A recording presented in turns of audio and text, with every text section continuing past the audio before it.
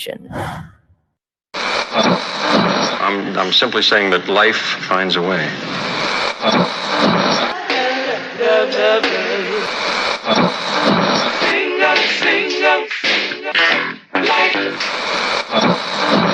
All right, people, write something on the board. Let's spell it. First letter. L O G. What's that? What? It's time. It's time to have real, honest, open, difficult, and inspiring conversations.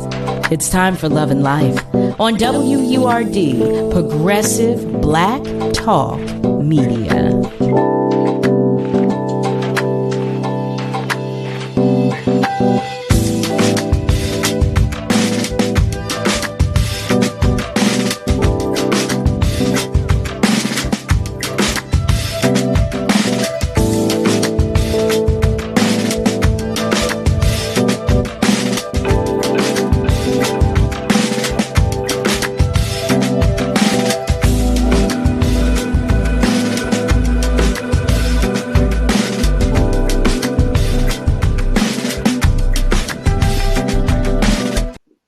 Well, hello there, family, and welcome. Welcome to Love and Life on WURD, Progressive Black Talk Media, on air and online at wordradio.com. You know, that's WURDradio.com. I'm so happy to be here with you, as always, but I promise you, I feel like today I'm on 1,000. I think I'm usually on 10, but today I think I'm all the way up.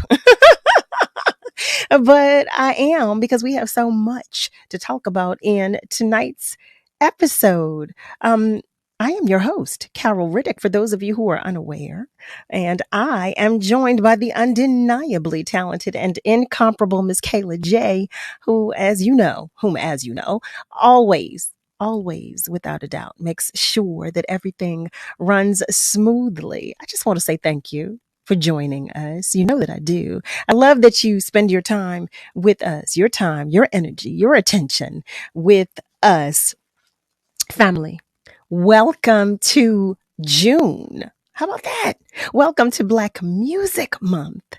I'm so excited about that. And I'm even more excited because our very own Deanna Williams, if you did not know, is the mother of Black Music Month. Did you know that? In the event that you did not, I want to share something with you, just an excerpt of the proclamation from our very own president, Joe Biden. It reads, by the President of the United States of America, a proclamation. During Black Music Month, we pay homage to legends of American music who have composed the soundtrack of American life. Their creativity has given rise to distinctly American art forms that influence contemporary music worldwide and sing to the soul of the American experience. I wanted to read the opening paragraph of the proclamation, but I'm going to slide on down and read to you as it resolves. It reads, now, therefore, I, Joseph R. Biden Jr., President of the United States of America, by virtue of the authority vested in me by the Constitution and the laws of the United States, do hereby proclaim June 2023 as Black Music Month. I call upon public officials, educators, and all the people of the United States to observe this month by honoring Black musicians and raising awareness and appreciation of Black music.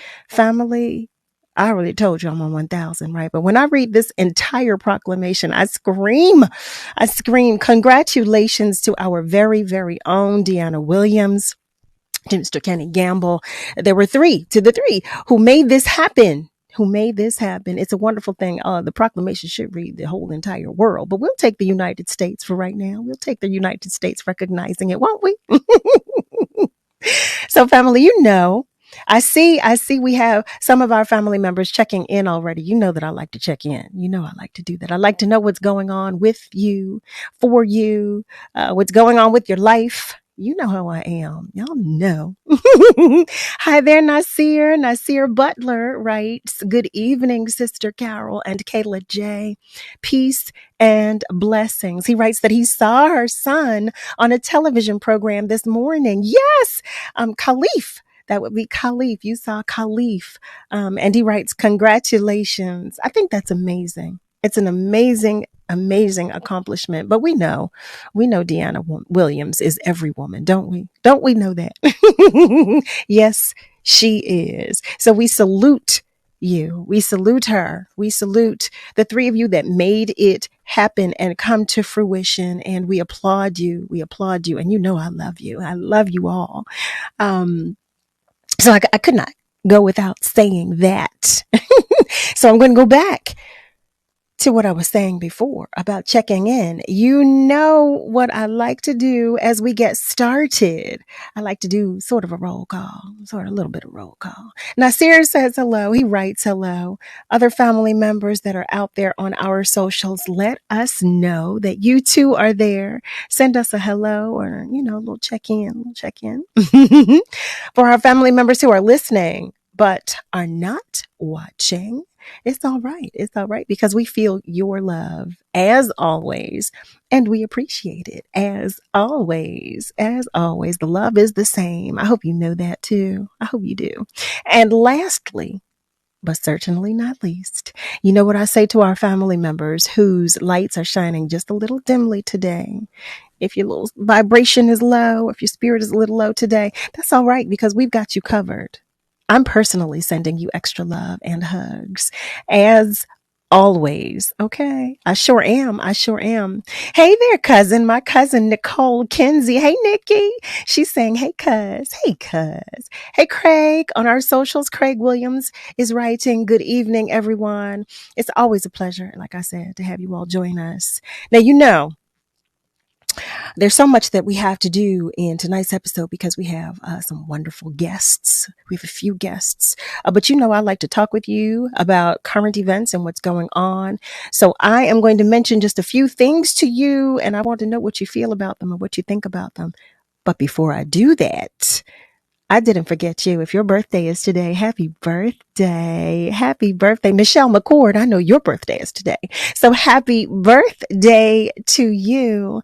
And if I missed your birthday, don't you worry about that. You charge that to my head, not my heart, okay? Don't you do that, okay? Because I love you too. Happy birthday to you too. All right?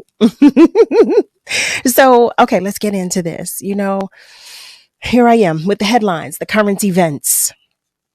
All right, the first of which is what I'm going to share with you. I want to know what you think and how you feel. The first one reads, 3 hurt, 40 shots fired in drive-by shooting outside Philly Hospital ER. Okay, it reads, 3 people managed to walk themselves into Temple University Hospital after having been shot during a drive-by shooting just outside the North Philadelphia Medical Facility early Thursday morning. Family, what is happening with us? What is happening with us? That's the question I pose to you. What is going on? What is going on? Okay, what is going on? The next story that I want to know how you feel about is the new Philadelphia program is being launched in the battle against opioids and homelessness. It reads, the leader of Project Home says it's launching what could be a game changer in the battle against opioids and homelessness. Sister Mary Scullion is the renowned co-founder of Project Home, started 3 decades ago. And what I read is that she'll be working with Temple, Penn, and Jefferson Health Systems. And they plan to build 125 new housing units in 3 years for those who are treated for addiction in hospitals but have no place to go afterward. Tell me what you think about that. Tell me what your thoughts are on that. I'm curious to know. So I have a question for you. Did you by any chance get to the new Wawa? There's a new Wawa in Sharon Hill, and they were giving away free coffee today. It reads, Wawa is celebrating a new store opening in Delaware County by giving away free coffee and a free t-shirt to the first 100 customers. I want to know if you went by there today. I want to know. We got to share some good stuff too. There's so much, so much that makes us heavy. I want to know if you went to get your free coffee today and your t-shirt. Okay. Share that with me too. And to continue the stories, teachers leaving their jobs at an accelerated rate in Pennsylvania. There's a new study that was done, and this is what they found. It reads that teachers are leaving their jobs at an accelerating rate in Pennsylvania amid fears of a nationwide exodus of burned out teachers and a collapse in enrollment and recruitment programs. Y'all, what are we going to do? What are we going to do? We've been talking about our babies, at least for the past month or two now, about, just life in general. What are we going to do if the educators are leaving, if there are so few educators? What are we going to do, y'all? What are we going to do? And speaking of teachers in schools and all of that good stuff, what's going on with Frankfort High School? What is happening? I read today that Frankfort High School community rallied for answers amid the asbestos closure. It reads that teachers and students in Philadelphia are demanding action as asbestos continues to be found in schools. They say they want more transparency from the school district. Meanwhile, the school district is saying they're doing the best they can with the resources that they have. What is happening? What is going on? I'm going to go back to our socials for a moment, and I'm reading that Nick Taliaferro, don't you dare, you know what? He's a mess. He writes, I missed his birthday. Nick, don't you do it. Don't you do it. Don't you do it. Okay, happy belated birthday, Nick. He's a mess, isn't he? Isn't he? Family, reach out. Let me know what you're thinking and how you're feeling about some of those topics that I've just read to you. Before we invite our guest into the room, I want to know, what do you think and how do you feel about the topics, the current topics for today? I'll tell you, I'm worried about our babies. I'm worried about the kids as it pertains to the headline with the teachers. I am worried about our babies. I've been worried, as you know, because we've been talking about that. But if the teachers are leaving at an accelerated rate, I don't know where we're headed. I don't know where we are headed. And I don't know what that means, what that will mean. Not only for Pennsylvania, but it reads for the state of Pennsylvania. So I don't know where we're headed in that regard. As it pertains to the other story about the Philadelphia program to battle against opioids and homelessness. You know what? I'm interested, family, in talking with any of our family members who have had this experience, who did not have anywhere to go after having treatment, after having been treated for addiction in the hospitals. I cannot speak from a place of experience. So I did not know, quite honestly, that was an issue. I did not know it was an issue for someone who had been treated for addiction in a hospital, not having a place to go. Not having a place to go when being released. So I'm curious to hear what you think, how you feel, and if any of our family members have had that experience. I would really, really like to know from your point of view to help with this conversation. So today, family, what I'm going to do until we get some of our family members to join the discussion, I want to make you aware of one of our guests today, because I'm going to bring her in the room shortly. I know how it goes. These 2 hours go by so quickly, don't they? They just go by so quickly. But I'm excited for you to meet her. Our first guest tonight is a writer. And she's the star of Three Blind Mice. She began acting when she was just 9 years old. Oh my goodness. And she's been in the entertainment industry ever since. She's a graduate of California Institute of the Arts, and she's performed on both television and on stage. Her television credits include HBO's The Wire, I should say, The Deuce, and We Own This City. All amazing programs. IMANI interned with HBO's development department, attended UCLA's professional program in screenwriting, and worked in the writer's room for HBO's The Deuce.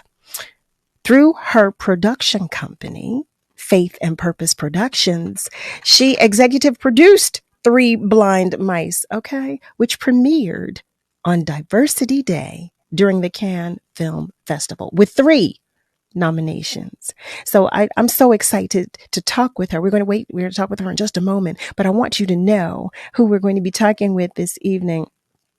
I'm going to take just a moment to go back to our socials. Nick, I am going to beat you with a wet doodle. Nick Taliaferro, okay, family, is on our socials sending me messages. And he told me that his birthday was back in November. So there's that. I'm going to beat him. Okay. Do you hear me? I'm going to beat him. Family, if you'd like to contribute to the conversation, you can do so on our socials, or you can call us at 215-634-8065, or you can do so by calling us toll free as well at 1-866-361-0900. Oh, I see Leslie was asking for the number. I'm sorry, Leslie. That's my mistake. I was so busy telling you what else is going on.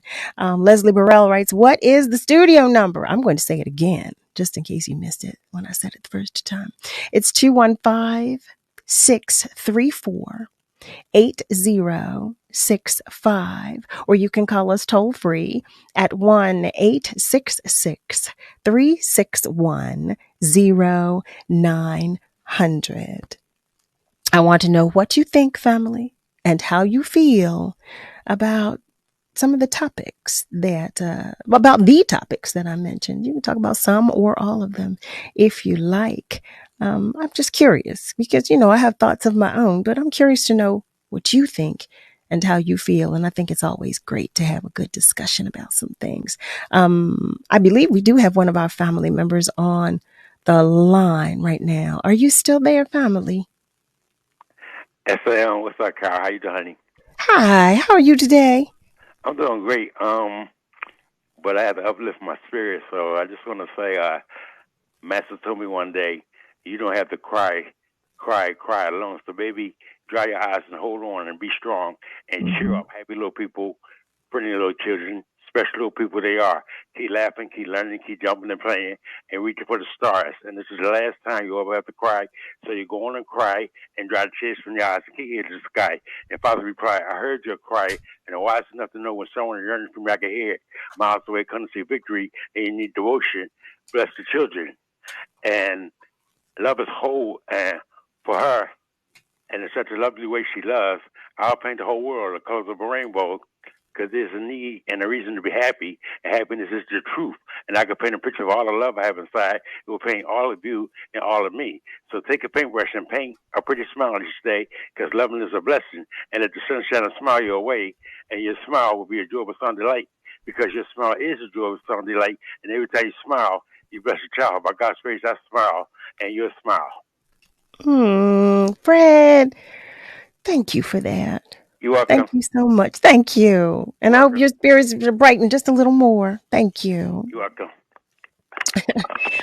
Family, I love it when you share positivity with us. Thank you so much. I believe we have another one of our family members on the line. Are you there? Yes, I'm here. How you doing, Cal? Is that Ron? Hi, Ron. How are you today? Yes, I'm doing. I just want to thank you. And educators are so important. In your program the other day, like many other programs, but in particular with your education up there in that school where you went, where you was at, I think it was last week, one day there. Yes. So important. Oh, Cal, let me say this to you. I wish you would do for the listening audience, and I'm asking Cal to do this. Will you do a story on Mother Hill out of New York and do the research on it and report it and allow you people in the audience to remember Mother Hill? She was similar to what Cal and the other teacher up there in that school where she was at the other day. And that's so important because these are the significant parts of life. And when I heard you say about some of the disabilities that those children had, and the other teacher was saying that, a lot of times the way I see it, based on my life experience, those children, some of them may not have mental problems, but what they need is love. And that kindness, I can bear witness My situation at 3 months of age, it was kindness. So when I heard you speak about that, so I think we want to be very vain, very discriminating, and putting titles on people. Sometimes, at the crucial part of their life, all they need is someone to be kind with them. Mm-hmm. And then when you have something to offer them, then they can learn how to function in this complex, in this central society, to be indoctrinated. But I wish you would do that story on Mother Hill, and the listening audience read up about Mother Hill, how many people's lives she has touched, like myself and many others. Some of them parents may have had drug problems and other things too, and they turn out to be pretty good human beings, not with any institution indoctrination, but the Lord have blessed them to be very intuitive, and they have spoken places that maybe some other persons have not spoken in these institutions of indoctrination, and saying, try a little tenderness. Try a little tenderness, and that's what you do, and I hope other teachers does that. Because when you do that, it can last them a lifetime. Because you have them at the most crucial part of their life. I bear witness. That's so important. It's kindness have helped to make me who I am in this world today. If that woman had not did what she did for me in my life, all the way up until where I was a man, an older man in life, it was kindness and her politeness. She was my pacifier. Her tears and words were the pacifier. So continue to do this. I certainly hope that you would do some research on Mother Hill. Thank the Almighty God for giving her the vision that she was there to go in there and be a mother to the motherless. Thank you. Ron, thank you. And I will look up Mother Hale out of New York. Thank you for always sharing your positivity. Family, listen, what we need to do right now is just take a short break. If you've just joined us, you're tuned in to Love and Life on WURD, Progressive Black Talk Media, on air and online at wordradio.com. We're going to take just a short commercial break, but family, stay with us, okay? Because we will be right back. Mark your calendars for this unforgettable day of inspiration and excitement. Join James Schuler's Boxing Gym Saturday, June 3rd at 750 North Brooklyn Street for Boxing on Brooklyn, a free community festival 12 p.m. to 3 p.m. and amateur outdoor boxing event 4 p.m. to 8 p.m. Just $20. Enjoy mouth-watering delights from amazing food trucks, unique vendors, and community resources, providing valuable information and support for both young people and their parents. For more information, contact James Schuler's Boxing Gym, Eventbrite. I always had to be so good, no one could ignore me. Carve my path with data and drive. But some people only see who I am on paper. The paper ceiling, the limitations from degree screens to stereotypes that are holding back over 70 million stars. Workers skilled through alternative routes, rather than a bachelor's degree. It's time for skills to speak for themselves.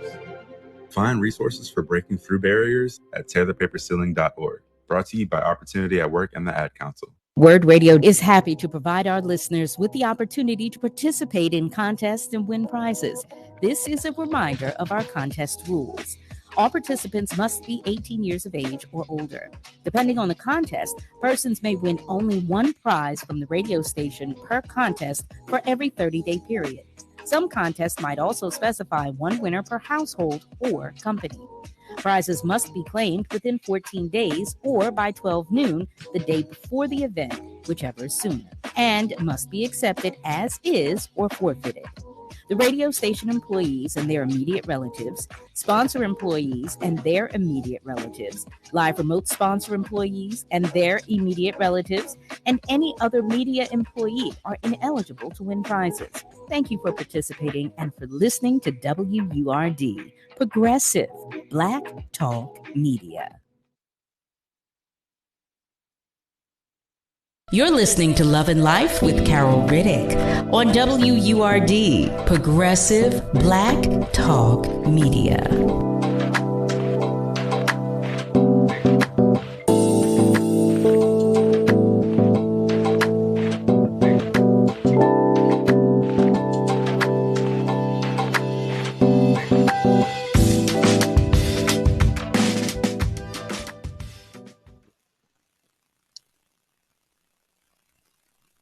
Hey there, family. Welcome back. You are tuned in to Love and Life on WURD, Progressive Black Talk Media, on air and online at wordradio.com. That's WURDradio.com. What I'm going to do right now is stay with our phone lines because I appreciate you calling to join the discussion. We've heard from Fred and we've heard from Ron. I believe another one of our family members is waiting to join the discussion. Are you still there? I'm still here. Carol, how are you today? You're speaking with Audrey. Yes, I was about to say, is this Miss Audrey? Hi, Miss Audrey. Oh, Hi, how are you? I hear the joy in your voice, and we do have much to feel happy about and glad about regarding President Biden's proclamation for this month as being Black Music Recognition. Yes, Black Music Month. I know, right? Yes. Wait, Miss Audrey, before we get into that discussion, let me tell you that I started looking at They Were Just in the Way, the Indian removal. I started looking at that. I said, okay, Miss Audrey, I went all the way down the rabbit hole. So I'm going to finish it. Yeah, I knew that you would, and when you come up, just as I had, you'll feel so much sadness. You'll just feel all kinds of emotions. I do want to get back on the good note, and that would be, I would like to shout out to Steph Renee, because Steph Renee brought to WRD so much, as well as her protege, as well as her compositions that she has in a library where we can, look into music or movies from yesterday and so many yesterdays ago. And I want to call out Jolette Harris, my dear sister, whom we went to the Clarence E. Pickett Middle School together, and remembering her and remembering her dream. And I thank you, Carol. I thank you for saying that we would get back to that subject regarding what's going on in politics concerning Cindy Bass and I should say Councilwoman Cindy Bass. It would be of a great service to our youth if you would hire on your staff the person who ran against you.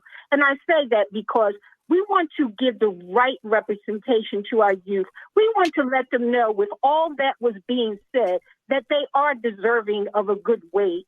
And as far as our elders, our administrators who taught us, we need to know what's going on in their lives. We need to know what are they being oppressed with.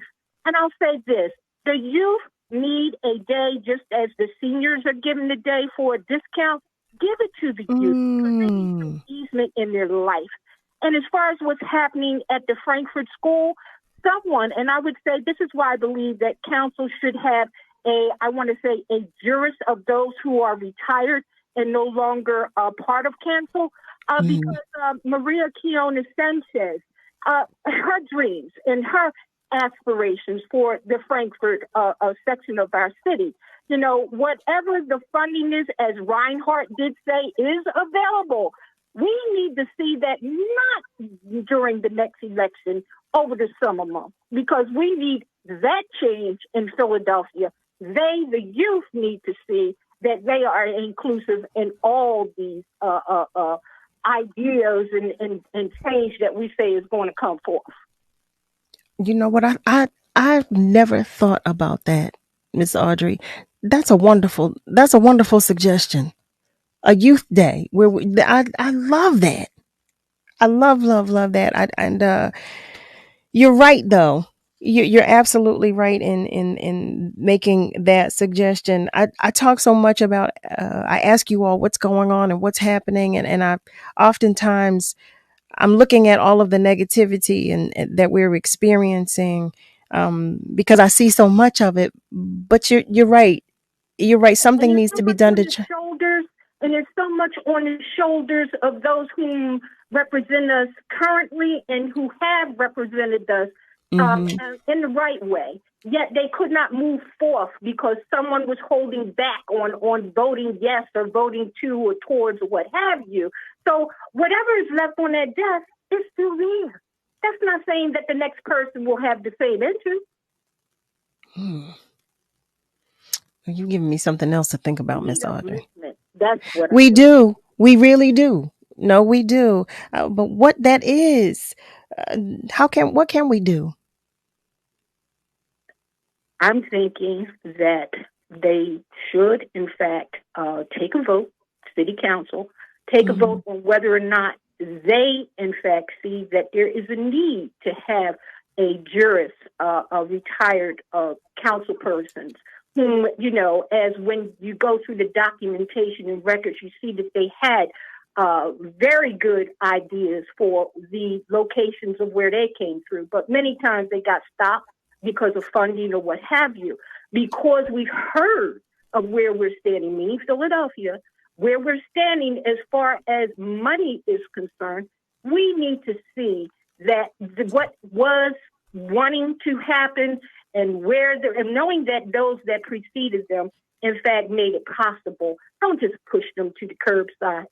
And regarding Shelton Avenue, so much has happened in that location till, because Councilwoman Bass won by less than 500 votes, uplift that person who ran against her, hire him in your office, give him a good wage, and let's really work out the problems and complications that we're having. Miss Audrey, I think we need you on city council.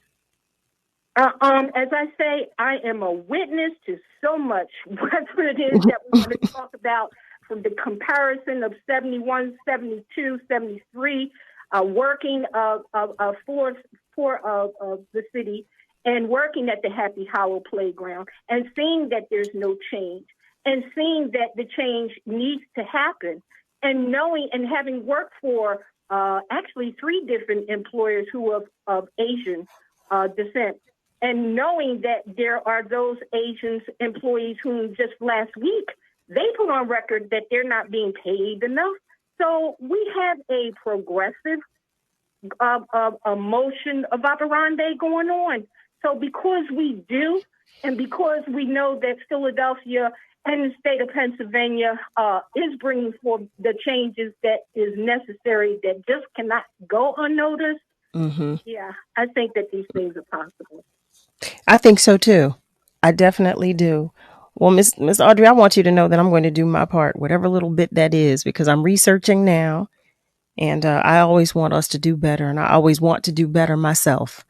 So, whatever I can do, I'm definitely researching to see what the next step is, or what the next step is that we can take. So, I just want you to know that. And this breath of air that I have, let me just also say that this is all because the good Lord has had mercy on me. This is also because I've had a good marriage.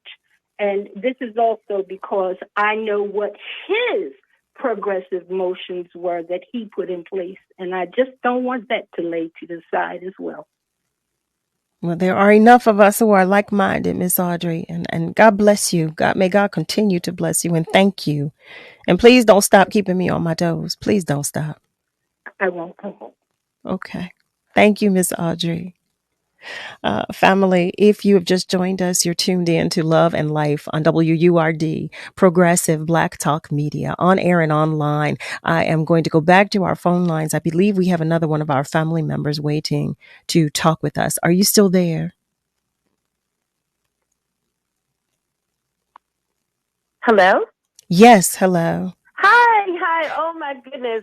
Miss Audrey was awesome. I love her. From gate. I love Miss Audrey. Oh my gosh, Ron was wonderful too. I have to tell you, I just love URD. I don't know what we're going to do to get this programming out to our critical mass of folks, because I always feel inspired when I tune in any show, turn it on, and something great actually happens in my mind. I just wanted to pick up on a couple of things that you said, and I know I'm talking fast because I'm used to doing sports radio. No, that's no problem.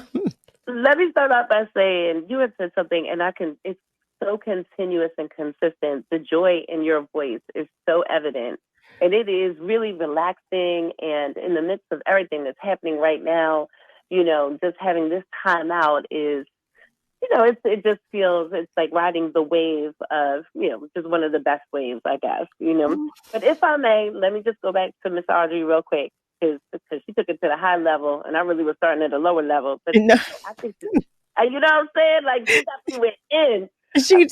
I love her concept of hiring, you know, your competitor. You know what I mean? And really, because they're not truly your competitor after the race is done. I was an athlete, you know what I mean? I have plenty of friends that I played against, but on the field, we're adversaries. Off the field, we cool. Let's go work out together. Let's get better together. You know what I'm saying?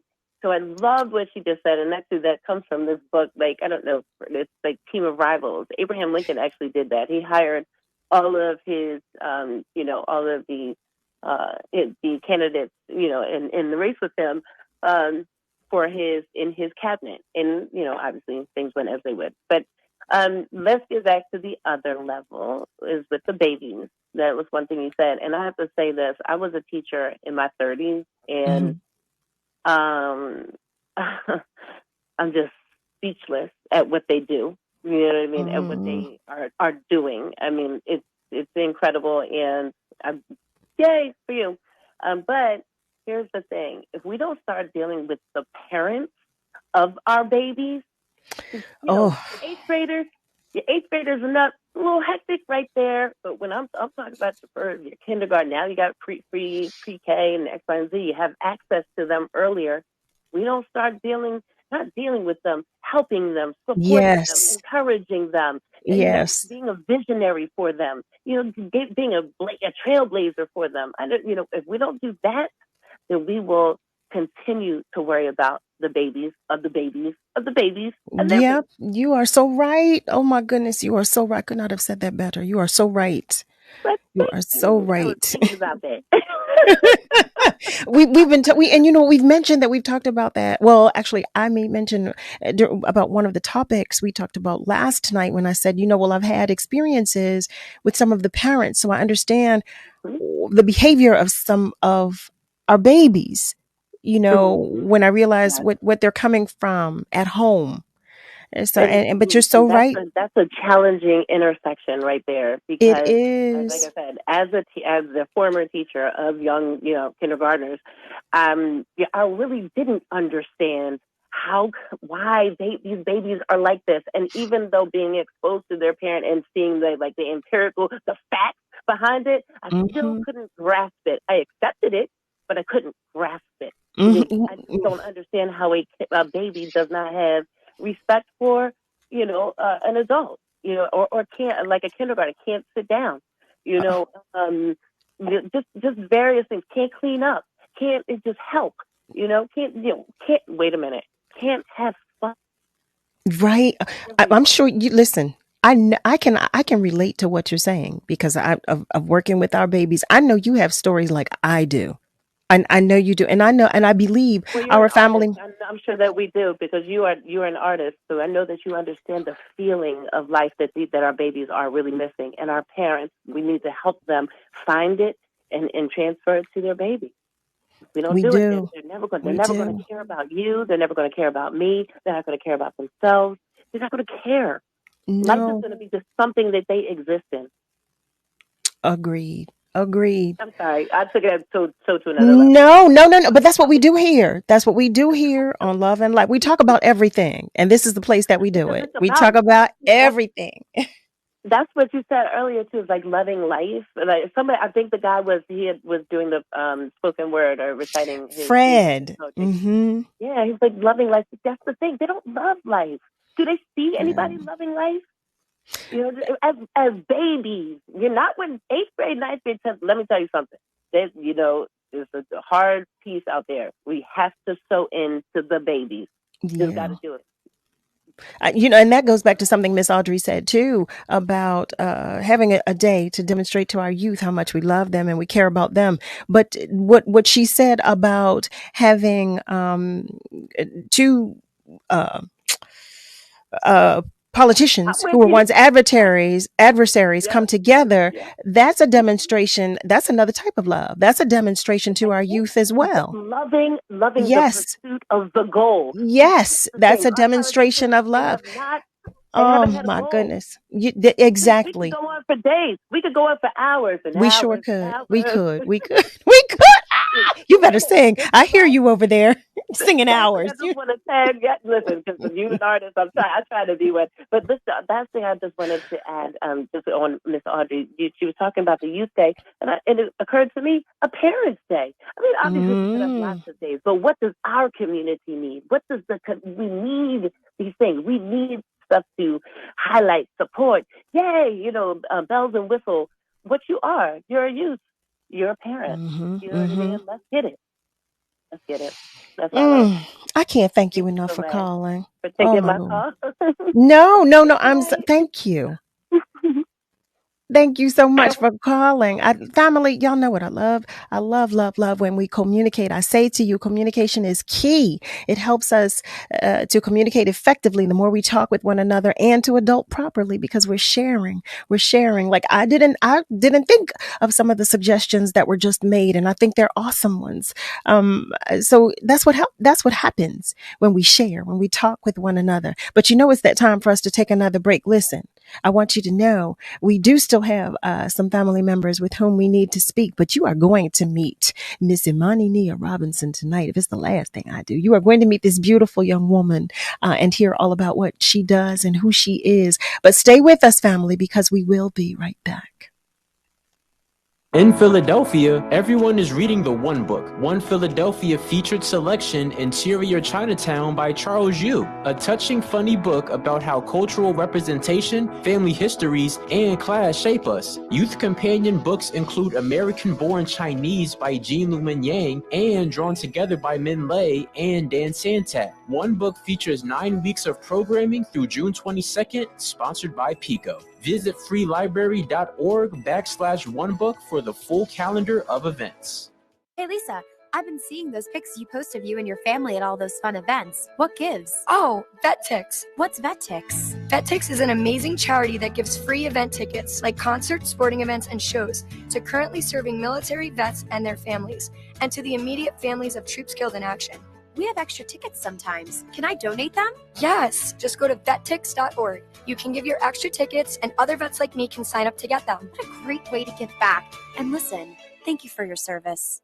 What are you waiting for? If you've been enjoying the information and interviews WURD provides every day or come out to our community events, it might be time to become a member. This year marks the 20th anniversary of WURD, and there's no better time to join the forward movement. Sign up or renew your sustaining membership at just $90 or your digital membership for just $5 a month. Join online at wordradio.com/membership or pick up the phone and give us a call at 215-425-7875.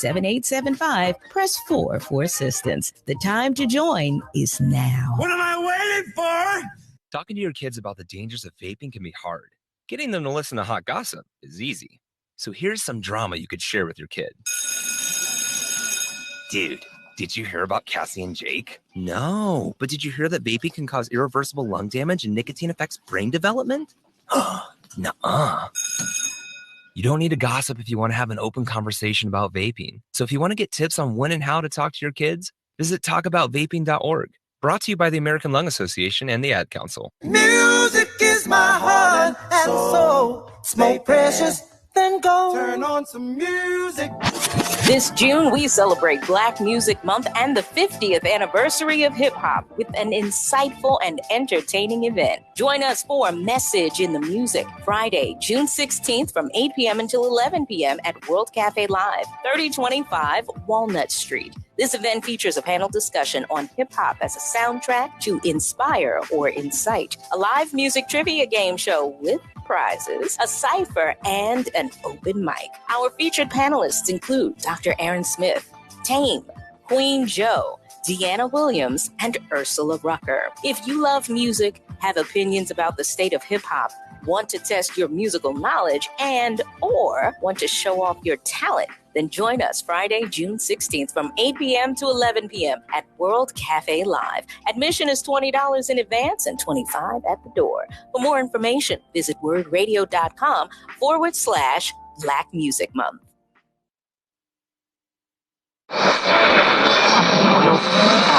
What is love? You're listening to Love and Life on WURD, Progressive Black Talk Media. I think I know what love is.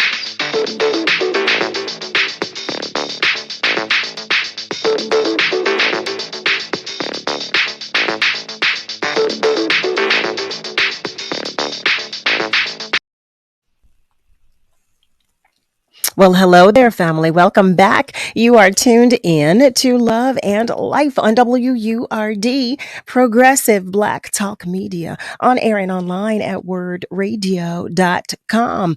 I just want to go back to our socials for one moment to say hello to our family members who are checking in and who are joining us. Hi there, Miss Phyllis. Miss Phyllis Williams writes, good evening, everyone. Everton Smith says, hey, Miss Love. Hi there. He writes, they are the future. Our children. Yes, they are. Yes, they are. And Ms. Leslie, from whom you just heard, our last caller writes, you better preach, Miss Audrey. Miss Audrey, you had better preach. Thank you. I want to thank all of our prior callers. I believe we have one more family member on the line. Are you still there? Yes. Hi, Kara. It's Lola. Hi, Miss Lola. How are you? I'm doing well. So I just wanted to talk about, you asked about the children. Yes. And the teachers leaving. And I think we have a major problem in the city of Philadelphia, but in the country as well, especially in I guess it would be more the inner city and urban schools, because the teachers aren't leaving the private schools. They aren't leaving the Catholic schools.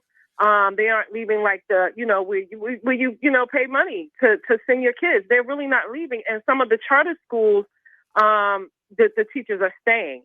Have you ever seen like the social media where like the kids are like attacking the teachers and stuff like that? The teachers aren't being paid enough, and then they're going there to teach the children. They have to buy most of the supplies a lot of the time. This has been going on for years.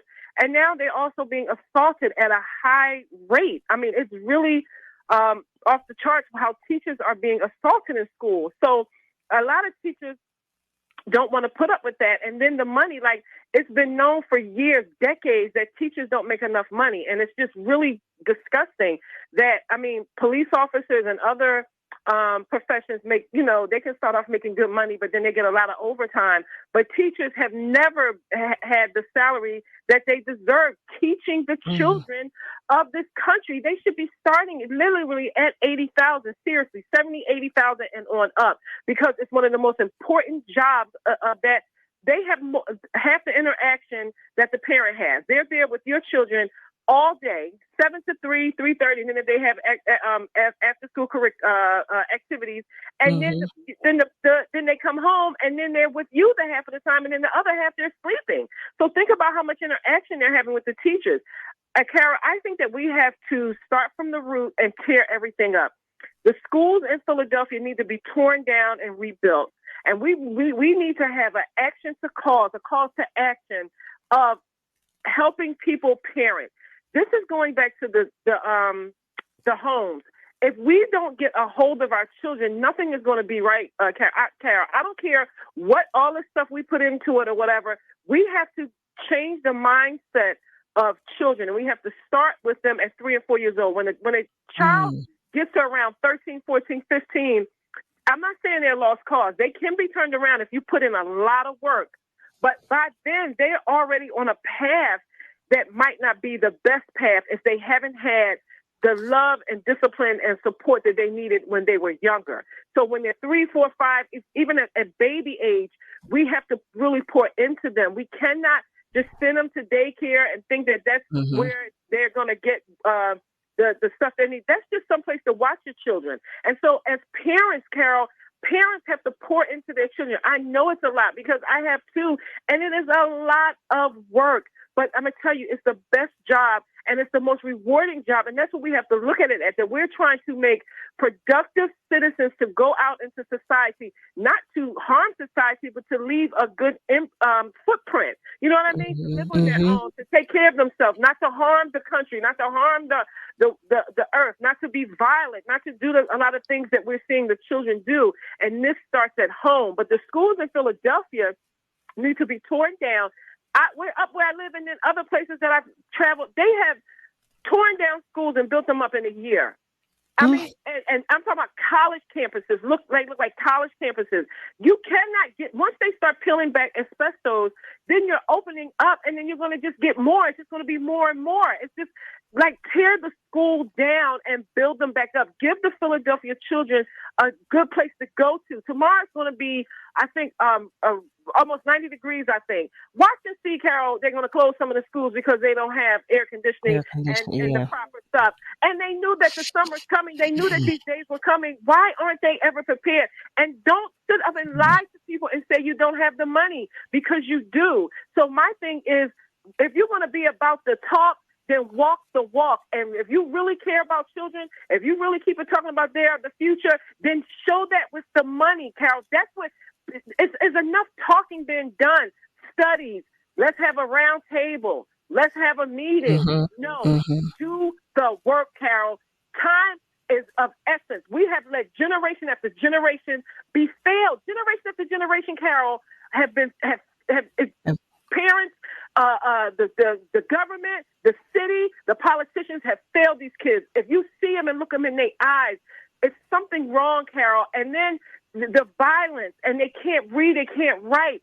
They are. Oh my God, it's terrible. And listen, if think about this, you're in the music industry. You're like a well-rounded woman. The world doesn't care about you. I know. You understand what I'm saying? Once you get out there, if you think that you have the home and they don't care about you, wait till you get out to this cold, dark world. No job. You can't be an entrepreneur if you can't read and write and do your bank account. You won't be able to sustain yourself. And then that's why it has to start at home, and it has to start with the schools. These schools need to be torn down. And we really need to get into the parents and have parenting where people really parent their children, Carol. We cannot move forward in a society like this, that generation after generation, the kids are getting worse and not better. You're right. You are so right. You know, our prior caller, Miss Leslie, she just wrote, they can't think because they can't feel. There's so much going on. There is so much going on. And I have had an experience. I'm not sure if you all have heard me mention, when I'm not on the road, I sometimes take assignments. I work with music education programs, and I go into our schools and work with our babies. And I've not been assaulted, but I've not been physically assaulted, but I have been verbally assaulted. I've been verbally assaulted, and I know of some of these schools of which you speak. There is a lot of pain. Our babies are dealing with a lot of pain. A lot of pain. And I don't know why those who have the authority to do so are not making the changes that they should. I don't. You're absolutely right. Our babies, they're not reading well. Some can't read at all. Some are not reading well. Their social skills they have a lack of social skills. They're not able to communicate. There's just so much that I see that pains me. And I hear the pain. I hear the pain from you, Miss Lola. I hear you. And I know what you're talking about. I know what you're talking about. I don't know what we can do. I don't know what to do, or how we get those that have the authority to do, to move. What do we do? What do we do? How do we make it happen? I want to take one more caller before we go to our guest tonight. And I want to thank those of you that have called thus far for doing so. Thank you so much, Miss Lola, for your contribution to this conversation. Our last caller, are you still there? This is Rick calling you long distance from Germany, sis. Hi, Rick. How are you? Still alive. A few more minutes. Praise God. Miss Lola answered one of my questions, and that was, is it the white teachers who are in retreat from the work of public schools and the poor? And I think Miss Lola answered that for me. But I would be in full agreement with Miss Lola that the schools need to be rebuilt. Mm-hmm. But I would say to her, they are not going to pay public school teachers $80,000 a year and rebuild all of the public schools there in Philadelphia. They're not going to do both of those at the same time. But even they though should. I believe as an American that it is possible if you cared, but capitalist Caucasians don't care. So you have to go for what you can get. And if you can get them to rebuild the schools, I think there will be enough black teachers, Mexican and Latino Hispanic teachers, Asian teachers to fill in the gap for those whites who are fleeing public education. Well, I want to interject for just one moment. I don't believe Miss Lola was saying that, and I can say that it was the white teachers that were leaving, and I can say from my own experience, the last school at which I worked, it was not just the white teachers that were leaving. There were teachers from all colors and all backgrounds that were leaving for those reasons. It wasn't just the white teachers. That was from my own experience. I don't believe that was what Miss Lola was saying. I believe she was saying, teachers overall, because of what they're dealing with and what's coming at them from both the school district and the students. But I know with the experience that I had personally in the last school at which I worked, Rick, it was terrible. It really was. But it was teachers from all races and backgrounds that were leaving. Okay, then I stand corrected. But I still think that there are enough black, Latino, Hispanic, and Mexican and Asian teachers coming into the game, coming into the love and the work that will replace those who are burnt out and feeling abused. Thank you for that. Thank you so much. Bye-bye. Bye-bye, Rick. Thank you. Thank you. To all of our contributors to tonight's discussion and conversation family. It is the top of the hour, and that means we have to take a short commercial break. Stay with us because we'll be right back. For more than a decade, Comcast has been committed to bridging the digital divide in Philadelphia and across the country. From connecting people to the internet to opening doors for the next generation of innovators, entrepreneurs, and storytellers, they are helping to create a future that benefits generations to come. Now, Comcast is expanding their efforts through Project Up, their comprehensive initiative to help build a future of unlimited possibilities. Backed by a $1 billion commitment to reach tens of millions of people over the next decade, Comcast is working to ensure all Philadelphians have the skills, resources, and opportunities they need to participate and excel in an increasingly digital world. This includes partnering with community experts to build a network of digital navigators, trusted individuals who help build awareness around initiatives like the government's Affordable Connectivity Program and teach critical digital skills to get more people online. Project Up, building a future of unlimited possibilities. Learn more at comcast.com/Project Up. Through Project Up, Comcast is committing $1 billion to build a future of unlimited possibilities. In honor of Black Music Month and the 50th anniversary of hip hop, this is Blackademics. Give me a beat! The thing that frightened people about hip hop was that they heard people enjoying the rhythm for rhythm's sake. Hip hop lives in the world, not in the world of music. That's why it's so revolutionary. That's a quote from legendary drummer Max Roach. Before we dive into hip hop's 50-year history, we need to understand its foundation. The roots of hip hop, like many other musical genres, are planted in the soil of African rhythms and oral traditions. According to contemporaryafricanart.com, in Africa, drums hold a deeper symbolic and historical significance. They herald political and social events. They are used as an alarm or call to arms, stirring up emotion for battle and war. Drums are about communication. For centuries, the talking drums were a primary source of communication between tribes used to transmit messages, sometimes across great distances. When Africans were enslaved in America, the drum continued to be an important form of communication across great distances. These rhythms still speak to us today. They praise the music. This time they play the lyrics. Legendary drummer Max Roach. So the term rap music is not applicable to where they are because they deal with the spoken word. The fact that they have that rhythm going on attracts people, so everybody is now become part of the dance community. So somebody said it's rap music. But actually, it's the art of the spoken word. It's what they're dealing with. And the stories they tell, they talk about their life in our community today. This Black Music Month vignette was brought to you by the NAA Male Wellness Agency, WXBN Artists to Watch podcast, PICO, the Pennsylvania Lottery, Keystone First, Posigen, and Comcast. We're bringing joy and power to the people. This is Word Radio, 900 AM and 96.1 FM, WURD, Philadelphia. Celebrating 20 years of progressive Black talk media. Streaming online at wordradio.com and the Word Radio app.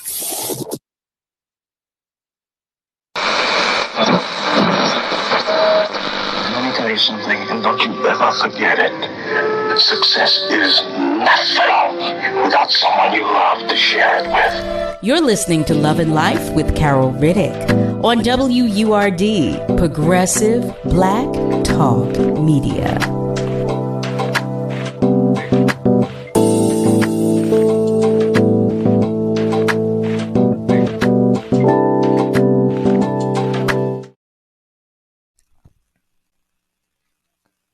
Family, welcome back. Welcome to the top of the second hour of Love and Life on WURD, Progressive Black Talk Media, on air and online at wordradio.com. I so enjoy the discussions that we have. I really, really, really do.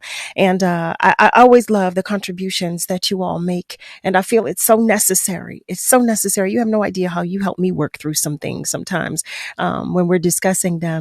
I want to move further because we have an incredible guest that I want you to meet. She's a beautiful woman, beautiful young woman. And she, in case you missed me share this information with you earlier, is a writer and the star of Three Blind Mice.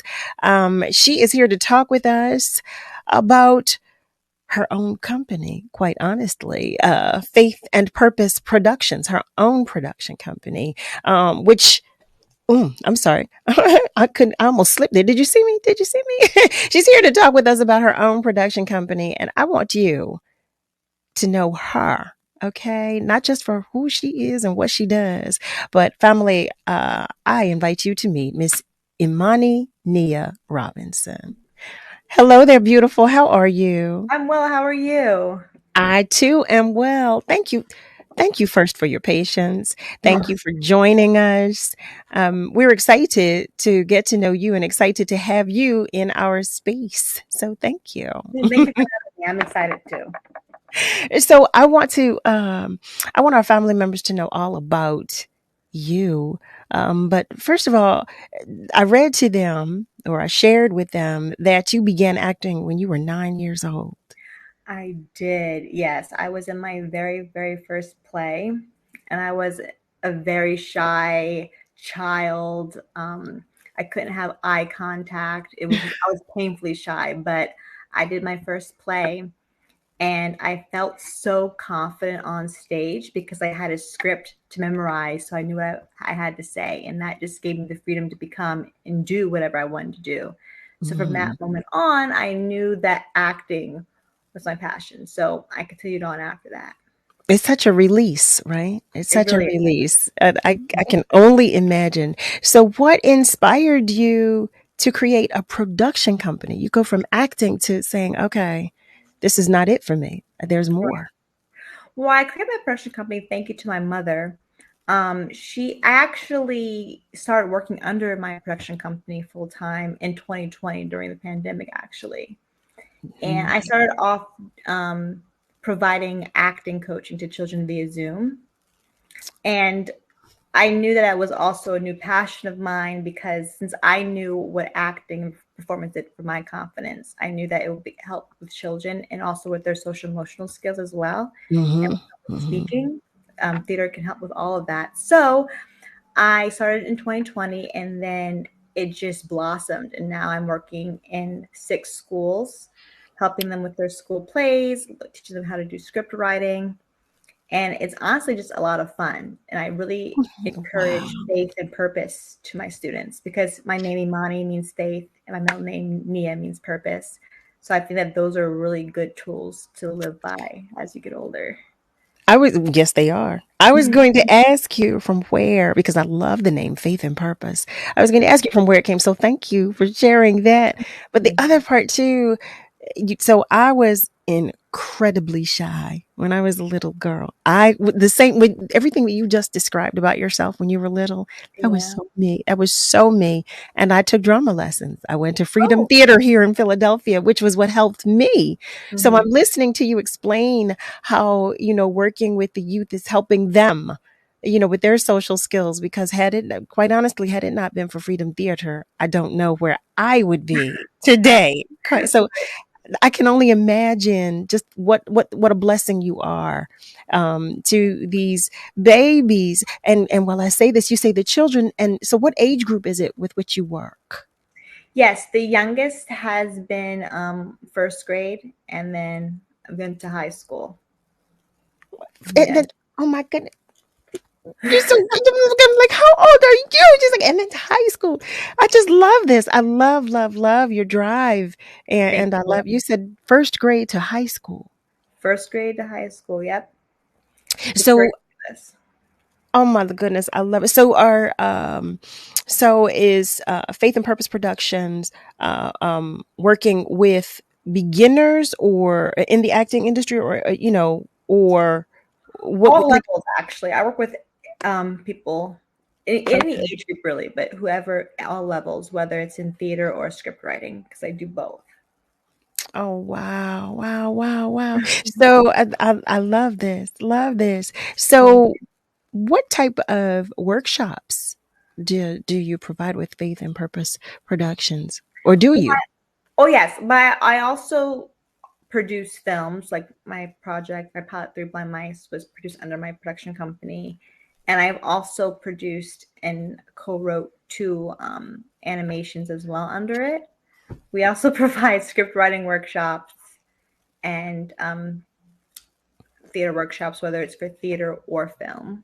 Oh my goodness. You're amazing. Thank you. You are amazing. So I want to hear all about 3 Blind Mice. Can you tell us all about 3 Blind Mice? Yes. 3 Blind Mice, it's like my passion project. It's taken me 5 years to bring it to fruition. I actually grew up in predominantly white spaces in my schooling. I was the only Black girl in my class for majority of my schooling. And I thought that it was a very interesting concept to be a Black woman, but kind of feeling out of place in the Black community. I was like, wow, this has not been on TV yet. So 3 Blind Mice is actually about a Black young woman who was adopted by white parents in Massachusetts, and she transfers to an HBCU in Baltimore City. Oh, wow. Out of place. It also, I'm obsessed with 90s Black content, like living single in a different world. So it has that 90s influence. It's kind of like a millennial version of a different world. And that was really important to me, because I do not believe you need sex, drugs, or violence to tell a good Black story. I think we lost that essence in today's Black programming. Well, Miss Imani, can you say that again, please? You do not need sex, drugs, or violence to tell a good Black story. And so that was important to me. So I really wanted to show the vibrancy and diversity within the Black community. And that's what happens in this pilot. And I'm really so happy with it. It turned out better than I imagined. We did take it to Cannes. We won 2 awards. We won Audience Choice, and I won Best First Time Filmmaker. And I'm just so thrilled with it. Like, and I'm happy, because we stopped filming last year. And it was so important for me to have done it before I turned 30, Flirty and Thriving. So I'm happy I made that goal. I can only imagine how proud your parents must be, because I'm sitting here smiling like we share a bloodline. Like I'm so proud for you. That's amazing. That is so amazing. That I don't even know if you realize the magnitude of that. And I don't know if you were able to hear some of the things about which we were speaking earlier, and we were talking about our youth and talking about the world and where it's where we fear it's going and things of that nature.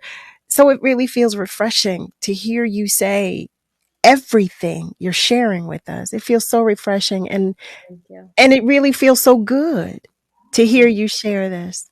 It feels so good. So thank you. Thank you. Of course. You've got me thinking. Three blind mice. You say a Black woman who was adopted by white parents in Massachusetts, no less. Yeah. Of all places. Of all Of places. places. And then she goes to an HBCU school in Baltimore. I know. Totally different world. Okay. That's like two different planets. Exactly. Yeah. Yeah. But wow. But it it's interesting to me how you like your process. And when I say that, I mean what led you to create it, because you're saying how you relate, how you were relating to your own personal experience, and out of the thought of that came this concept. Exactly. That's what happened. And also my parents had me when they were in school. They went to Lincoln University, and my mom, after she had me, she actually put me up for adoption for 3 months, but she came and got me back. But that's what also kind of catapulted my idea of maybe making my character actually be adopted, and the mom didn't come back. So, it has some, it's nonfiction and fictional intertwined. Oh my goodness. Okay, Miss Imani. Okay. Listen, because there's so many layers to you and to your life. And it's just a blessing to talk with you and hear you say, okay, well, yeah, I mean, my mom I was up for adoption for about 3 months and blah, blah, blah. It just, no, it feels good to hear you share that, and for it to feel positive because of the way you processed it and the way you are processing everything that's going, you're using that. Yes. That's material. You're using it as material. Yeah. That material. Listen, that's a lot more than a lot of adults do. So I commend you. I applaud you again. Thank you. Oh my goodness. So do you have any siblings? I do. I have 4 younger siblings on my dad's side. So I have siblings. Nice. So were you always, well, I don't know if this is a legitimate question, because you began acting when you were 9, but I was going to ask if you always had an interest in the arts. I did. Yep. I actually thought I was going to be a visual artist because I loved like water painting. And then my mom put me in flute lessons and like ballet. Oh, wow. I took ballet. I didn't do didn't have flute, but ballet. It was fun. But the acting is really what stuck with me with all of the arts. So, and then writing became an interest later. Because there's just something about acting, right? I mean, helping you to navigate and work through emotions and expression. Yes, emotions and expression. And it really helped me find my confidence, which was a struggle for me. So, I love it. We sound so similar in that regard. I'm telling you, in that regard. A family, I'm sure if you're listening, you're saying, oh, please, Carol, no. Trust me and believe me when I tell you, when I was little, I was so shy. I wouldn't talk. I wouldn't say anything. Even in class, in drama class, when I first got there, and I asked to go to drama class. Oh, really? When I first got there, I would not say a word. I wouldn't say. I was terrified. I was timid. I was terrified of everything and everyone. But it was after, and that's why I can identify with what you were saying about, expression and emotion. But that was why I said that, because I can identify, I can relate to that. It helped you to find your voice and to help you to share it. Exactly. That's what the voice. Yes. Oh my goodness, Miss Imani, I know that I've asked you to come and share with us, and I know I've taken so much of your time because we were in deep discussion, I don't want to keep you too much longer, but I do have just a few more questions for you, if that's all right. Of course, yes. Okay, thank you so much. So, outside of teaching young adults or youth how to act and write, what would you say are some of the core values you'd like for them to take away from working with Faith and Purpose Productions? Yes, well, I definitely just want them just to feel comfortable in their skin. I want them to also just have a fun time with me, because theater and doing a play, it's supposed to be playtime.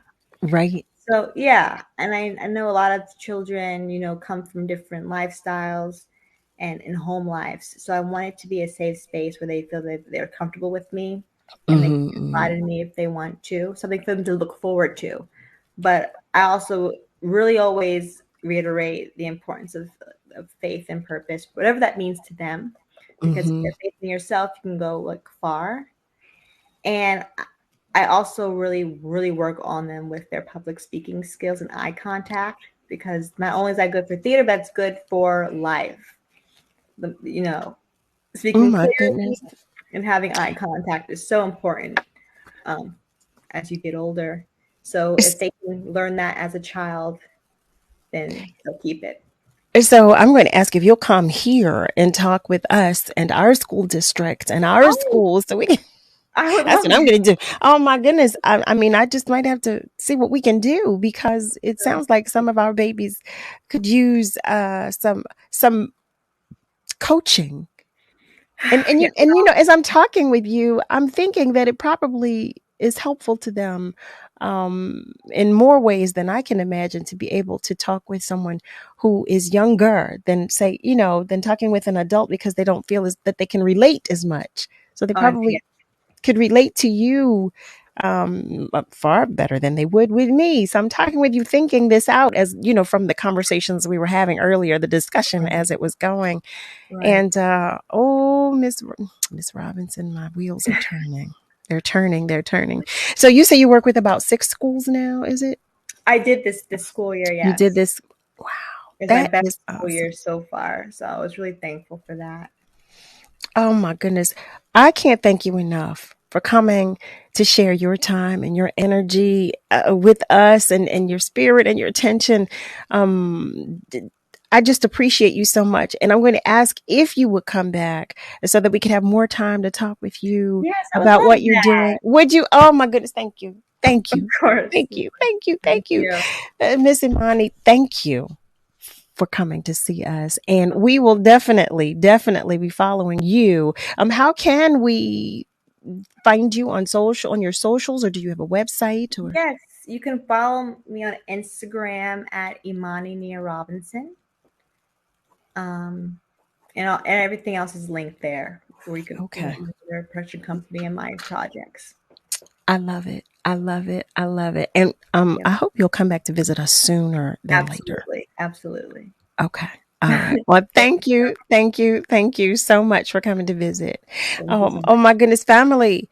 If you have just joined us, you're tuned in to Love and Life on WURD, Progressive Black Talk Media, on air and online at wordradio.com. We've been having we've had some discussions tonight. You guys always keep my juices flowing, and you have the ideas just pumping, just going. But I love that. And I think it's necessary. I know it's necessary for me, but I feel that it's necessary for us all, because we keep each other going. I want to take a moment to go to our socials. Dolores Davis is joining us, and she writes, "Greetings. Mrs. Lola always brings the fire and the knowledge in plain English." Yes, she does. "The solution is there. It takes all to put urgency on it, and enjoy the day." Oh, Miss Dolores, you are so right. The solution is there. It takes all. Moving along, one of our other family members, Gary Bryant, is joining us as well. He writes, "Good evening, Carol Riddick and Word family." Hi there, Brother Gary. Hi there. Hello, hello. Thank you for joining us as well. Ms. Dolores also writes, "The youth are good. This young lady takes your heart. I'm loving her every word. Keep up your great work." Isn't she amazing? She's like a little beacon. She's a beacon. I'm so sorry that we didn't have the opportunity to talk with her a little longer, but she did agree to come back. And I'm so happy that she's going to do that because everything that she's doing is amazing. Just simply amazing.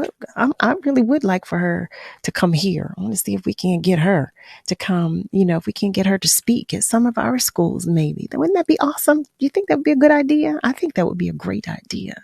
In any event, what we're going to do is we're going to take a short break right now. But when we come back, we're going to talk with Dr. Z. We're going to fill in the gaps with some things when we come back with Dr. Z. Stay with us, family, because we'll be right back.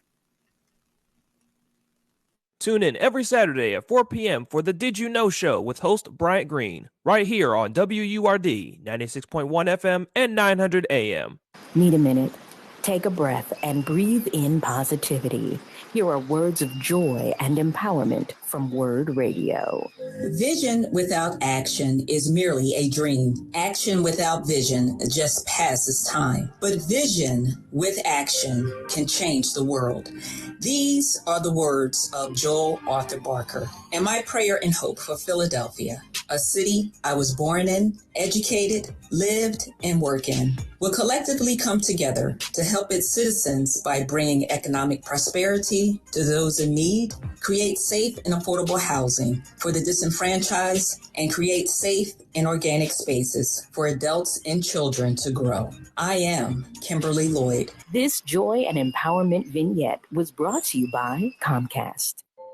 This is the story of a very special woman. In a matter of seconds, she turned herself into a great mathematician or an entrepreneur. Her knowledge was limitless and still is. She could also make monsters disappear, especially those that lurked in the shadows under the bed.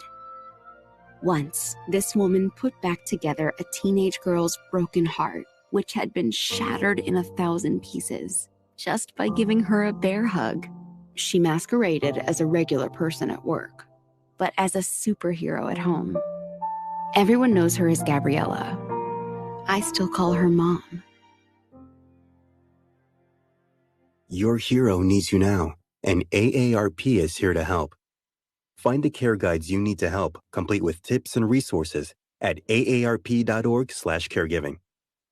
A public service announcement brought to you by AARP and the Ad Council. The Word Radio newsletter, keeping you informed, engaged, and connected. Sign up by visiting wordradio.com. Scroll to the bottom of the page and type your email address under Connect with Us. You'll receive the latest information on Word Radio, messages from our president and CEO, Sarah Lomax Reese, exclusive articles and multimedia content, and resources. Stay informed with the Word Radio newsletter.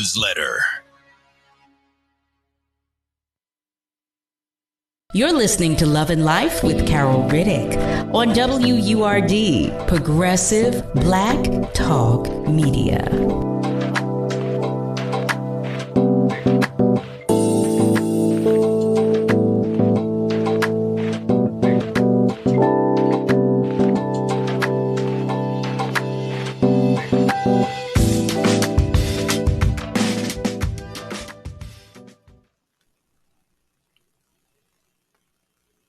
Family, hey there. Welcome back. You are tuned in to Love and Life on WURD, Progressive Black Talk Media, on air and online at wordradio.com. Oh my goodness, we've had so much going on tonight, haven't we? I love it though. I love it when we communicate. And we're going to keep that communication going. As you know Dr. Z. She's no stranger to the show. And I asked her to come back and talk with us about a continuing topic that we've had. We were talking about mental health. We had a guest the other night who works with the school at at which I've been working lately with a recent assignment. And we were talking about some of the challenges that the children have. Well, Dr. Z is here to talk with us about the correlation between learning disabilities and mental health problems in adulthood. And I thought that was such a necessary conversation, too. So, family, say hello to Dr. Z once again. Hi, Dr. Z. Hello. Welcome back. Welcome back. How are you? I'm great. How are you? I will not complain. I will not. I don't know if you have, how much of the show you have seen tonight, but we've been talking about some things, Dr. Z. We have been talking about some things. I posed some questions, at the beginning, at the start of the show. I was talking about current events, and, we were talking about our babies. We were talking about, the school system. I read a headline that a lot of teachers are just they're tuning out. A lot of our teachers are saying goodbye. They're leaving their jobs at an accelerating rate in Pennsylvania. And one of our family members called in, Miss Lola, and Miss Lola said, "Yeah, well, they're dealing with a lot, and they're dealing with a lot. They're dealing with aggression from the children. They're dealing with physical aggression, not just it's mental, it's physical. They're dealing with so much coming at them from the kids. And we were talking about the kids dealing with stuff at home. But I thought it all tied into the conversations we've been having about learning disabilities, mental health challenges, and things of that nature when we're talking about our kids and we're talking about them having parents who have unresolved challenges or challenges that are not being addressed. I hate to say disabilities, and it just bothers me to say that word because I know there are a lot of people with challenges. I do understand that some people do have disabilities, but when we're talking about mental health challenges, I prefer. That's my own personal preference. That's why I'm stating it that way. But we're happy to have you here to talk with us tonight about navigating it all. Just having the conversation as we who are, and I can say we, being a teaching artist, when I go into the schools working with our children, some of whom have deeper challenges than others, and I've also had experiences with some parents who also have challenges. How does that, how do we navigate that, Dr. Z? How do we navigate that? So I think it's really important to look at the distinction between learning disabilities and mental health, right?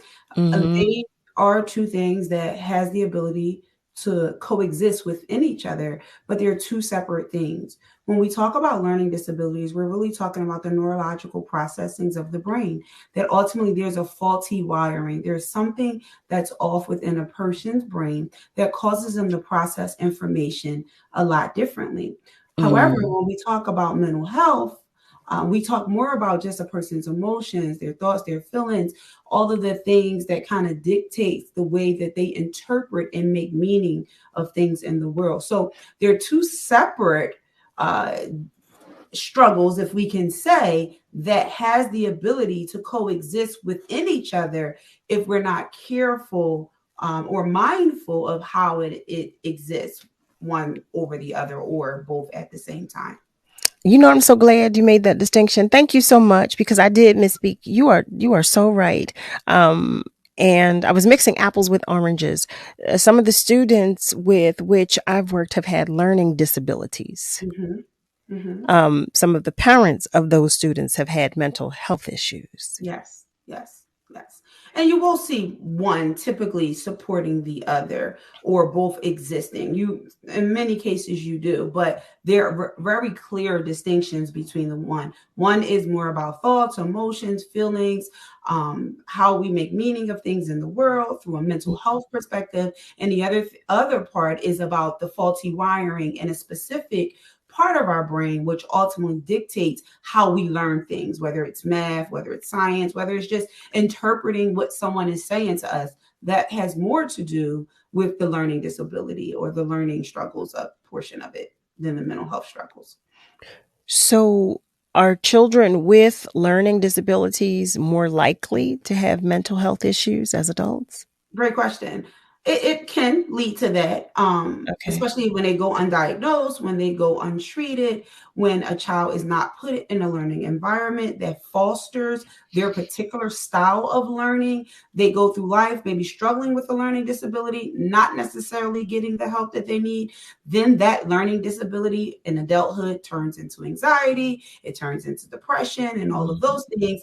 And they have a struggle with processing information or dealing with things in the world because they're not understanding that I may learn differently. That's what I like to call it. I learn differently than another person. I interpret things in a different way than other people. And when we talk about the educational system, we talk about a system that's designed, especially the public school system, to teach education in a formatted way that is supposed to make meaning for all of the children enrolled in that class or in that class. But we all know that we all interpret things differently. So ultimately, yes, it can lead to a mental health disorder if not taken into consideration or the supports are not put into place at a very young age. And there's many people that are adults that have mental health struggles and also find out now as an adult that they have learning disabilities and they never knew. Why? Because many people do not have these conversations. I'm so glad you said that. It's a conversation that I feel is a necessary one, quite honestly. Family, let me remind you, if you've just joined us, you're tuned in to Love and Life on WURD, Progressive Black Talk Media, on air and online at wordradio.com. That's WURDradio.com. You know, I always invite you to join the conversation, join the discussion. Our guests are open to your questions as well, because, you know, I can't ask every question. There's something that I'm going to miss. So you can reach out to us on our socials, or you can also, call us, and you can do so by dialing 215-634-8065, or you can call us toll free at 1-866-361-0900.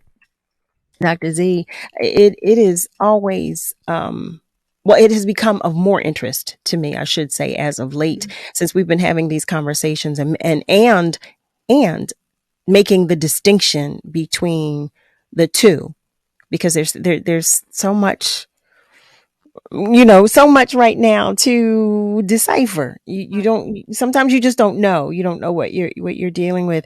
But I'm curious to know what kind of mental health issues could arise in adulthood as a result of an adult not having had their challenges accommodated properly in childhood. Depression and anxiety are the top two that many adults struggle with. And when we talk about depression, we talk about the fact that when you struggle with a learning disability, sometimes that impacts our self-esteem, how we see ourselves. We begin to look at ourselves through this perspective that something's not right about me and I can't figure out what it is. And so I internalize this. And as I internalize this, it ultimately impacts my self-esteem. When we talk about anxiety, we talk about now I am an adult who is expected to go out in the world and do all the things that adults do, but I struggle maybe with processing, and I don't know that I struggle with processing. So I become overly anxious. I become overly nervous. I isolate. I don't take on the tasks that typically I may think I can take on because I may be struggling with this low self-esteem that could ultimately be triggering my anxiety and also depression. So let me ask you this. What would you say, or how would you say a child should go about navigating a situation where they have what they're interpreting as a disability, and that something that makes them feel like they're different from others? How would you suggest they navigate that, or Because as you know, we're talking about our children and we're talking about different challenges that they have. And I'm working with some, you know, and you don't always know what their triggers are. Well, what would you say would be the best way? Because not every child can see a therapist. Not every child is, or child's parents are taking them to therapy. What would you say? How should a child go about navigating a situation? I mean, I know that's just it's a question that might be a difficult one to actually answer legitimately, but I'm curious to know. You see a little one, say that they're in my class, they're in school.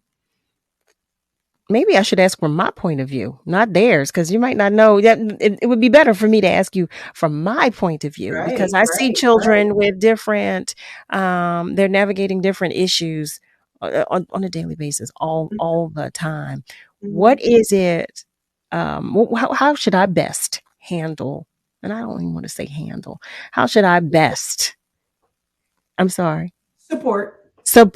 Thank you. See, Dr. Z, that's why you're here. That's why you're here. Thank you. And I think How can I best support that child? I love the reframe, Kara. I love the reframe because it really takes the village. It takes everyone that's around the child to see that there may be something that this child is struggling with. A lot of times children don't know.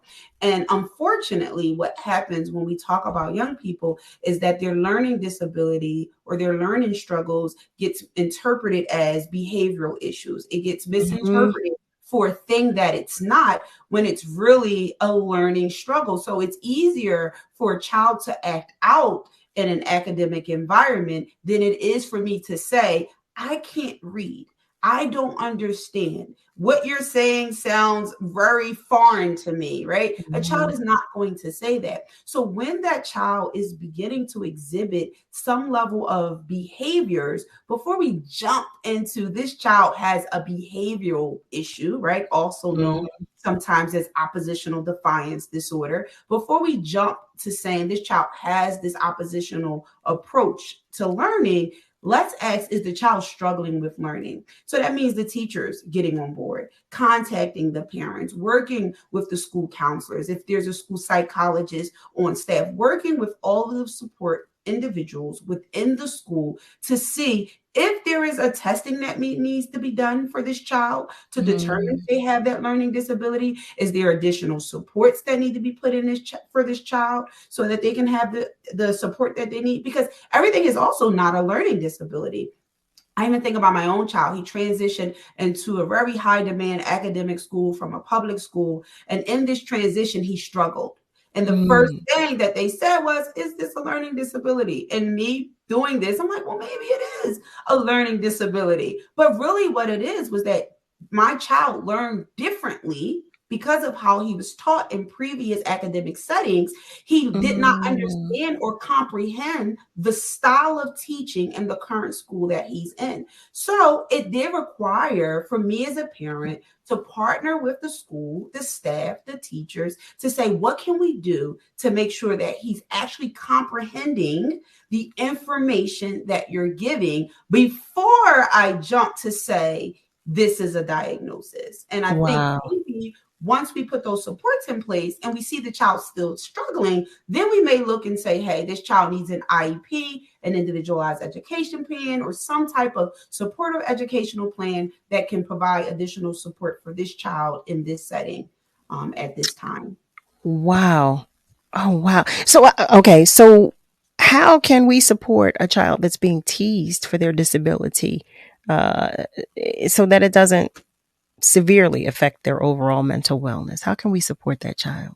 I think that starts with creating a healthy culture in the classroom, right? Creating a place where inclusiveness for everyone in the class, no matter what their struggles are accepted to an extent. Now it's hard because children are going to be children. But what I do appreciate sometimes within the school setting, and this has its pros and its cons, but when a child is struggling, sometimes kids will be taken into additional support classes where they'll have a learning style, a learning classroom environment that will create a learning experience that matches their learning style, right? So if I'm in a class with let's say 15 to 20 kids, and I need extra support, sometimes if it's only one teacher and maybe a teacher's aide in that class, they can't help me. However, if I'm that child and I need supports in a more intimate setting, then maybe the school creates that academic environment for that child. Then the unfortunate thing is we can't stop children from saying the things that they say. But I think if from the beginning of the semester, if we create classroom environments that are inclusive to all children, that helps eliminate it over time. Dr. Z, see, that's why I always ask you to come. See, Dr. Z, help me. Family, listen, we're talking with Dr. Z. We're talking about everything, quite honestly, but that's what we do here, right? That's what we do. I just want to go to our socials for a moment and say hello to Pastor Daniel Black. Pastor writes, Pastor Black is watching. Pastor Black, we appreciate that you are watching, and we always want you to do so. Keep us straight, Pastor Black. Keep us right. Family, it's time to take a short break. When we come back, we have a special guest on our phone lines who is going to say hello to us in celebration of Black Music Month. Stay with us, family, because we'll be right back. What are you waiting for? If you've been enjoying the information and interviews WURD provides every day, or come out to our community events, it might be time to become a member. This year marks the 20th anniversary of WURD, and there's no better time to join the Forward movement. Sign up or renew your sustaining membership at just $90, or your digital membership for just $5 a month. Join online at wordradio.com/membership, or pick up the phone and give us a call at 215-425-7875. Press 4 for assistance. The time to join is now. What am I waiting for? Did you know Henry Ossawa Tanner, the first internationally known African-American painter, lived and studied right here in Philadelphia? As the first Black student admitted to the prestigious Pennsylvania Academy of the Fine Arts, Tanner broke barriers with his innovative moving paintings and influenced generations of artists around the world. To find out more about the efforts to preserve his legacy and North Philadelphia childhood home, visit thetannerhouse.org, a message from the Friends of the Tanner House. Founders Day is just around the corner, and it's time to nominate a person or a group for the 3rd Annual Community Impact Award. Nominees should be a person or a group in business, health and wellness, creative and performing arts, and community engagement who works tirelessly to strengthen and uplift our community. You can also nominate a word host or staff member. The deadline for nominations is June 9th. Please visit our website at wordradio.com, scroll to the latest news section, and click on the post about making a nomination for Word's Community Impact Award. The finalists will be announced on Friday, June 30th, and the recipients will receive their awards during the Founders Day celebration on August 18th. So, save the date and make a nomination today. You're listening to Love and Life with Carol Riddick on WURD, Progressive Black Talk Media.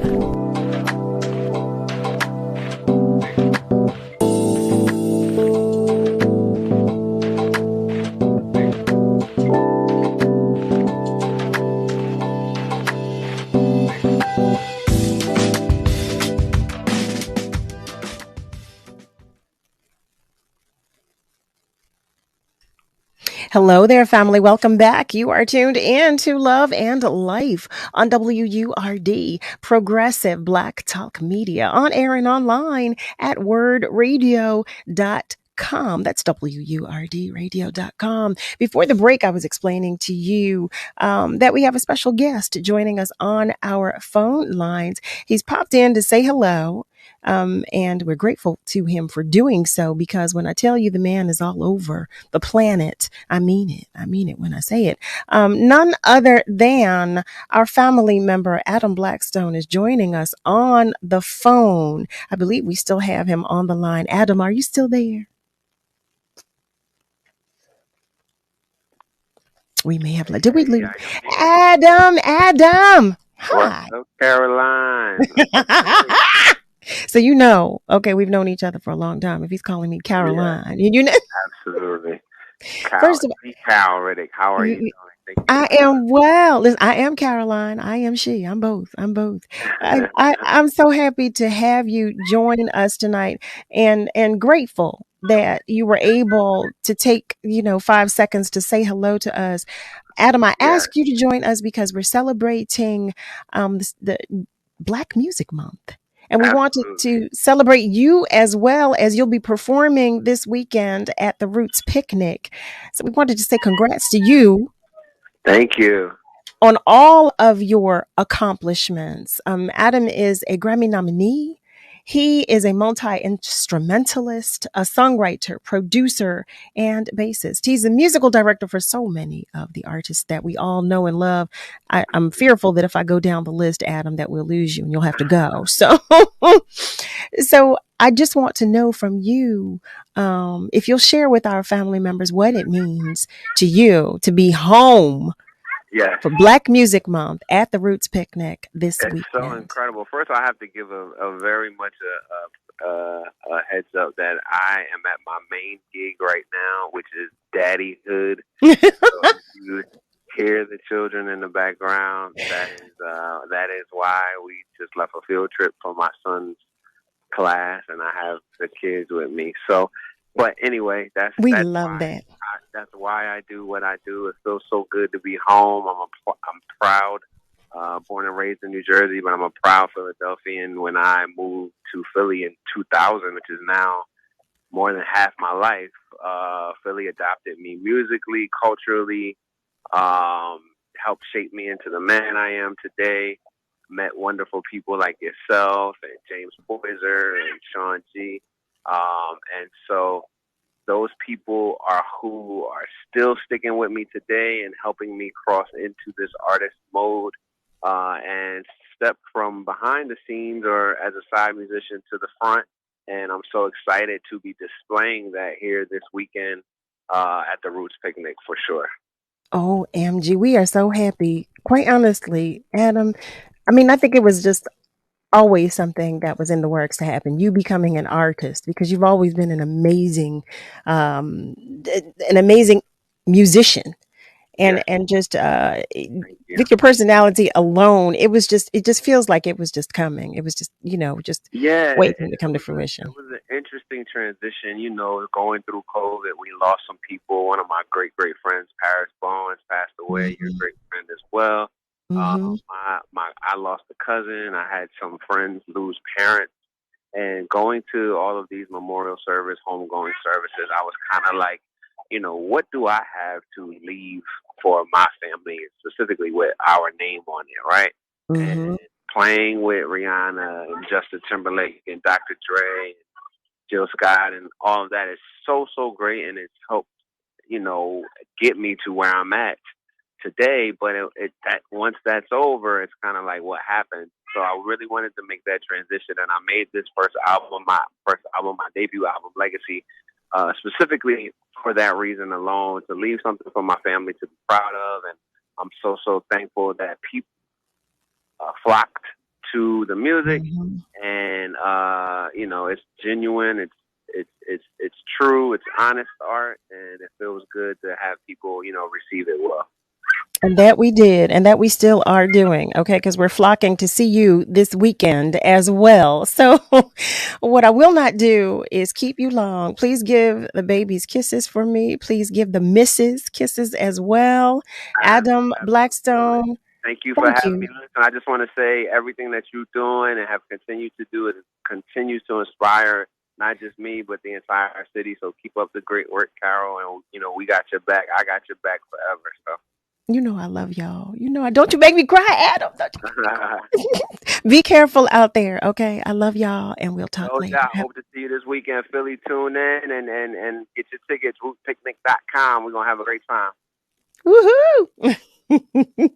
Family, if you have just tuned in, if you've just joined us, rather, you're tuned in to Love and Life on WURD, Progressive Black Talk Media, on air and online at wordradio.com. That was none other than our hometown love, Adam Blackstone, who was joining us. He took a second to call in, and we're grateful to him for doing so, because there they're all getting ready for the Roots Picnic this weekend. And as we celebrate Black Music Month on June 1st, how can we not have some hometown love to usher it in, right? How can we not? How can we not? I want to thank you, Dr. Z, for your patience too, because I know there's been so much going on. We've had a hearty episode tonight. We've had so much that we've been discussing, so much going on, but I love it. I love it. I love the contributions, and I love that we're continuing our discussions. It makes me feel good. It's a hug to my heart, quite honestly, it is. So to continue, well, actually, I'm looking at the time. Dr. Z, we're almost about to get out of here. Oh my goodness. Did y'all hear me right? Y'all know I can talk. I did not know that I could talk so much. And you heard me say earlier, I don't know if you heard Dr. Z. I used to be so shy. So I don't know who this is, okay, that talks and has a talk show. Mom, that's my mother. She did that. I know she did. But family, as I tell you always, I do want to keep the discussions going. And just because the episode is over, it doesn't mean that the conversations cannot continue. Dr. Z is always ready to answer questions that you may have. She tells me that if anybody has any questions, I'm always, ready to answer them. And she will find a moment or two to respond if she can. But you can reach out at loveandlife@wordradio.com. That's loveandlife@WURDradio.com. If you have any questions, or if you want to continue the discussion with me about any of the topics that we shared tonight, we talked about so much. So if any of those topics are topics that you want to continue discussing with me, I'm happy to do so. Quite happy to do so. I want to thank everybody that contributed tonight, to our callers, to Brother Fred, Brother Ron, Miss Audrey, Miss Leslie, Miss Lola, and Brother Rick, to our family members joining us on our socials, to Nasir, Nicole, Craig, Nick Taliaferro, his crazy self, to Miss Phyllis Everton, and to Miss Dolores, to Kenty Jazz 54, and Pastor Black. To all of you, for anyone that I did not see, whose name I did not see, please, again, to charge that to my head and not to my heart, okay? Or maybe to these glasses that I need to clean. But it wasn't done intentionally, because I do love you, and I do have love for you. As we wrap up tonight's episode, I'm thanking you, as I always do, with the utmost gratitude for your continued support of Love and Life, because I wouldn't be here if it was not for you. Special thanks to Miss IMANI Nia Robinson. Special thanks to Dr. Z for joining us. Special thanks to Adam Blackstone for calling in and spending some time with us. To all of you for sharing your time, your energy, your space, your attention, and your knowledge with us. I can't thank you enough because I need it. Additional special thanks to Miss Kayla J, as always, and to Niall Jax, and to the entire WURD family. Okay, family, I tell you this every single night, and I'm going to say it again. We are all in this together. So just be good to you. You hear me? But you be good to those around you as well, because we're all we have. We need each other. And have a great night. Be sure to join me Monday through Thursday, 7 to 9 p.m. Eastern Time, for another edition of Love and Life on WURD, Progressive Black Talk Media. Y'all have a good night. You hear me? When it comes to making plans, you are the best. What about those round trips, which are perfect on your way there and perfect on your way back?